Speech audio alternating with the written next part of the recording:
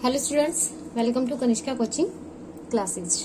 जैसे कि हमारी वीडियो चल रही थी, यानी कि क्लासेज चल रही थी, और किस पे चल रही थी, कॉन्सेप्ट ऑफ कॉस्ट के ऊपर चल रही थी, जिसमें हमने कई टॉपिक कवर कर लिया है। पिछली वीडियो में हमने अल्पकालीन जो समय अवधि होते हैं उसके हिसाब से जो कॉस्ट हमारी होती है, लागत जो होती है, उसको कंप्लीट किया है। तो उस वीडियो में मैंने बताया था कि सीमांत लागत और औसत लागत में कुछ संबंध जो आपके परीक्षा में पूछ लिया जाता है, तो उस टॉपिक को आज कंटिन्यू करेंगे इस वीडियो में। तो पहले आप अगर चैनल पे नए हैं तो चैनल को सब्सक्राइब कीजिए, और वीडियो को लाइक एंड शेयर कीजिए। तो देखिए, सीमांत लागत और औसत लागत में संबंध क्या है वो पहले कर लेते हैं, उसके बाद हम करते हैं दीर्घकालीन जो लागतें होती है वो। तो आरंभ में औसत लागत और सीमांत लागत दोनों गिरती है। शुरुआत का जो समय होता है जब हम प्रोडक्शन करना शुरू करते हैं, जब क्या होता है, जो औसत लागत आपकी आती है, यानी कि एवरेज जो कॉस्ट आती है वो क्या आती है आपकी, कम आती है, और सीमांत लागत भी आपकी क्या आती है, कम आती है। यानी कि दोनों क्या होती है, गिरती हुई रहती है।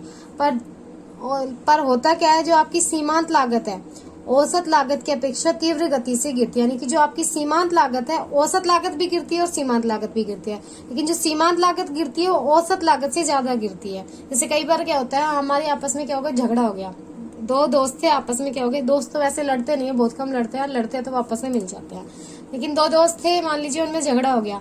एक ने अगर आपको चाटा लगाया तो आप क्या करोगे, बदले में आप क्या करते हो, एक चाटा लगाते हो कि दो चाटे लगाते हो, तो आप बदले में क्या लगाओगे, दो चाटे लगाओगे। तो इस तरीके से अगर हम देखें तो सीमांत लागत और औसत लागत, या फिर देख लीजिए दो भाई हैं, बड़े भाई और छोटा भाई है, तो बड़े भाई को हमेशा क्या मिलता है, ज्यादा मिलता है, या फिर छोटे भाई को कम मिलता है, या फिर उल्टा मान लीजिए किसी के घर में छोटे को ज्यादा प्यार दिया जाता है और किसी को बड़े को। तो जो भी हो, हम मान लेते हैं यहाँ पे बड़े को ज्यादा प्यार किया जाता है, और बड़ा हमेशा क्या है, बड़ा है तो आगे रहेगा, छोटा क्या है, छोटा हमेशा क्या रहेगा, पीछे रहेगा। तो सीमांत लागत यहाँ के किस तरीके से, बड़े भाई की तरह है।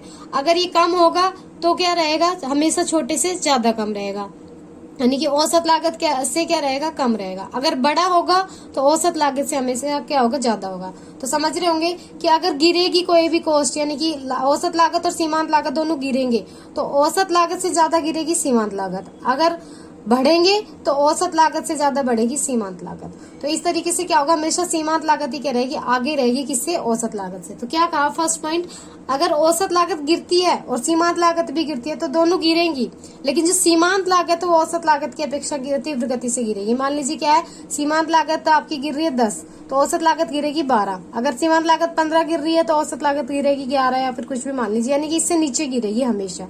समझ में आ गया होगा फर्स्ट पॉइंट।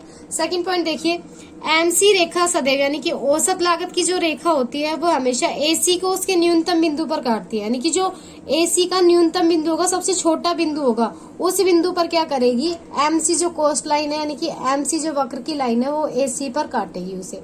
उसके बाद दोनों ऊपर की ओर बढ़ती चल जाती है, यानी कि आपकी जो एसी लाइन है ना, मान लीजिए यहाँ न्यूनतम बिंदु है, उसके बाद ये भी बढ़ेगी और एसी भी बढ़ेगी, ये दोनों क्या है, बढ़ेगी। ठीक है, इसके बाद देखिए सेकंड पॉइंट भी आपको समझ में आ गया होगा। थर्ड पॉइंट देखिए, एमसी का न्यूनतम बिंदु, यानी कि न्यूनतम बिंदु या फिर न्यूनतम बिंदु कम उत्पादन पर ही हो जाता है, जबकि एसी का न्यूनतम बिंदु अपेक्षाकृत ऊंचे उत्पादन पर होता है। यानी कि एमसी जो होती है वो क्या होती है, न्यूनतम जो बिंदु होगा उसका कम उत्पादन पर ही हो जाएगा, लेकिन एसी का जो न्यूनतम बिंदु है क्या, उत्पादन के ऊंचे स्तर पे होगा।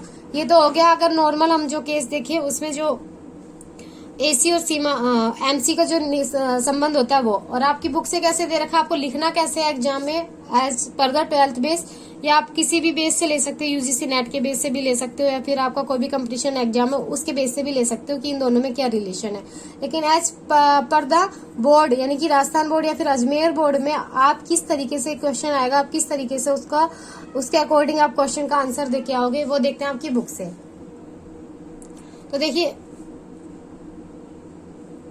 क्या गिवन है, औसत लागत और सीमांत लागत में संबंध गिवन है। तो जब औसत लागत घटती है, सिंपल वे में हम याद करें, जैसे मैंने बड़ा भाई और छोटे भाई का रिलेशन बताया, तो औसत लागत घटेगी तो सीमांत लागत भी घटेगी, लेकिन उससे क्या होगी, कम होगी। तो एमसी हमेशा क्या रहेगी, कम रहेगी, किससे, एसी से। यानी कि मार्जिनल कॉस्ट किससे रहेगी, एवरेज जो कॉस्ट है उससे हमेशा कम रहेगी। जब औसत लागत न्यूनतम होती है, यानी कि औसत लागत न्यूनतम होगी, यानी कि कम बिंदु पर होगी, तो सीमांत लागत उसे काटते हुए ऊपर चली जाएगी। यानी कि ये पॉइंट आपका किसका, उसका मान लीजिए MC का है और ये पॉइंट आपका क्या है AC का है। तो AC का ये क्या है, ये वाला जो बिंदु होगा यानी कि जो आपको सीमांत लागत आपकी काट रही है किसको, AC को, तो ये AC का क्या होगा, न्यूनतम बिंदु होगा और MC से काटते हुए ऊपर निकल जाएगी। तो देखिए AC से नीचे और MC क्या ऊपर बढ़ रही है, यानी कि MC ज्यादा हो गई, AC नीचे हो गई। और ये वाला बिंदु है तो ये दोनों बिंदु पे ये MC भी यानी कि मार्जिनल कॉस्ट भी और AC भी दोनों क्या रहेंगे, समान रहेंगे। आगे थर्ड पॉइंट क्या है आपका, जब औसत लागत बढ़ती है तो सीमांत लागत उससे तेजी से बढ़ती है और अधिक होती है, यानी कि MC हमेशा क्या रहेगी, AC से ज्यादा रहेगी। तो क्या रिलेशन हो गया, MC छोटा रहता है किससे, AC से, MC बराबर किससे रहता है, AC के, और MC क्या रहेगा, बड़ा रहेगा किससे, AC से। 3 कंडीशन होगी अगर आपसे रिलेशन पूछा जाए तो। आई होप तीनों कंडीशन आपको समझ में आई होगी। एक बार मैं फिर से रिपीट कर देती हूँ, जब सीमांत लागत घटती है तो औसत लागत भी घटती है, लेकिन सीमांत लागत ज्यादा घटती है। जब औसत लागत न्यूनतम होती है तो सीमांत लागत उसे काटते हुए ऊपर चली जाती है। जब औसत लागत बढ़ती है तो सीमांत लागत भी बढ़ती है, लेकिन उससे अधिक तेजी से बढ़ती है। तो इस तरीके से 3 संबंध आपस में पाए जाते हैं, सीमांत लागत में, औसत लागत में, दोनों में। ठीक है, इसके बाद अगर आप, जैसा कि मैंने कहा था कि जब कोई भी कॉस्ट बनती है आपकी तो उसका जो डायग्राम होता है वो मोस्टली क्या होता है, यू शेप का होता है। तो आपको ये शेप दिख रही होगी, ABC की शेप भी कुछ इस तरीके से है, SMC की शेप भी कुछ यू आकार की है और AC की शेप भी क्या है आपकी यू आकार की है। लेकिन AFC यानी कि एवरेज फिक्स कॉस्ट वो क्या है, नीचे गिरती हुई है। ये सारी आपको बढ़ते हुए दिखाई दे रही होगी कुछ इस तरीके से, लेकिन AFC की जो है लाइन, जो कर्व है वो नीचे गिरता हुआ है। इसलिए एग्जाम में पूछा जा सकता है कि ऐसा कौन सा वक्र है जो यू आकार का नहीं बनता, तो कौन सा होता है, AFC होता है। तो कुछ एक टेबल दी गई है आपको जो आपके पेपर में पूछी जा सकती है आपसे। एक इनमें से कोई भी एक कॉस्ट को क्या कर देंगे, फिलअप्स में दे देंगे, यानी कि इसको जैसे मान लीजिए ABC को क्या कर देंगे, खाली छोड़ देंगे और उससे आपसे क्वेश्चन देकर आंसर पूछ सकते हैं। तो मान लीजिए कोई भी प्रोडक्शन आप कर रहे हैं, क्वांटिटी आपकी दे रखी है 0, 1, 2, 3, 4, 5, 6, ये आपकी क्या दे रखी है, क्वांटिटी दे रखी है। इसमें आपकी फिक्स कॉस्ट कितनी लगती है, 10 रुपए लगती है। कोई भी प्रोडक्शन आप करते हो तो उसका फिक्स कॉस्ट लगती है आपकी कितनी, 10 रुपए लगती है। यानी कि प्रोडक्शन आप कम करो, ज्यादा करो या फिर बहुत ज्यादा करो, हमेशा आपकी जो फिक्स कॉस्ट है वो अल्पकाल में क्या रहेगी, फिक्स ही रहेगी। ठीक है, वेरिएबल कॉस्ट आपकी दे रखी है, अगर 0 यूनिट का प्रोडक्शन करते हो तो 0, 1 यूनिट का प्रोडक्शन करोगे तो 8, 2 का करोगे तो 14, 3 का करोगे तो 18, 4 का करोगे तो 24, 5 का करोगे तो 34 और 5 का करोगे तो 6 का करोगे तो 50। इस तरीके से आपकी वेरिएबल कॉस्ट लगती है। गिवन मिलेगी आपको, हमेशा गिवन होगी। अगर नहीं गिवन होगी तो आपको टोटल कॉस्ट दे देगा और फिक्स कॉस्ट दे देगा। इन दोनों से आप क्या कर सकते हो, वेरिएबल कॉस्ट निकाल सकते हो।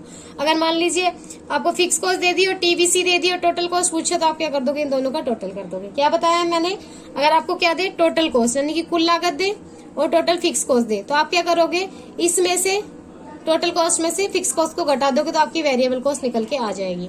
अगर आपको क्या दे, फिक्स कॉस्ट दे और वेरिएबल कॉस्ट दे, तो आप क्या करोगे, इन दोनों का टोटल कर दोगे और टोटल कॉस्ट निकाल दोगे। तो किस तरीके से हमने टोटल कॉस्ट निकाली, 10 रुपए आपकी फिक्स कॉस्ट लग रही थी और 0 आपकी वेरिएबल कॉस्ट, तो कितनी आ गई, 10 आपकी फिक्स कॉस्ट, 8 वेरिएबल, तो आ गए 18।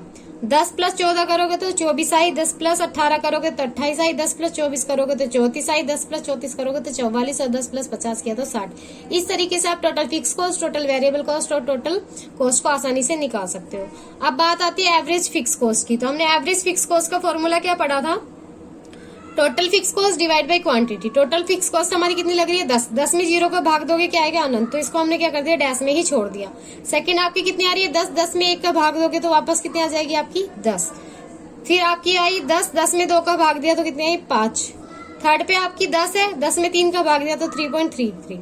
4 में आपने 10 में 4 का भाग दिया तो 2.5 और 10 में 5 का भाग दिया तो 2 और 10 में 6 का भाग दिया तो 1.67। इस तरीके से आपका क्या आ गया, एवरेज फिक्स कॉस्ट निकाल दी। किस तरीके से, टोटल फिक्स कॉस्ट में क्वांटिटी को डिवाइड करके। इसी तरीके से आप वेरिएबल कॉस्ट निकालोगे, एवरेज किस तरीके से निकालोगे, आपके वेरिएबल कॉस्ट जो गिवन है उसमें क्या कर दोगे, क्वांटिटी का भाग दे दोगे।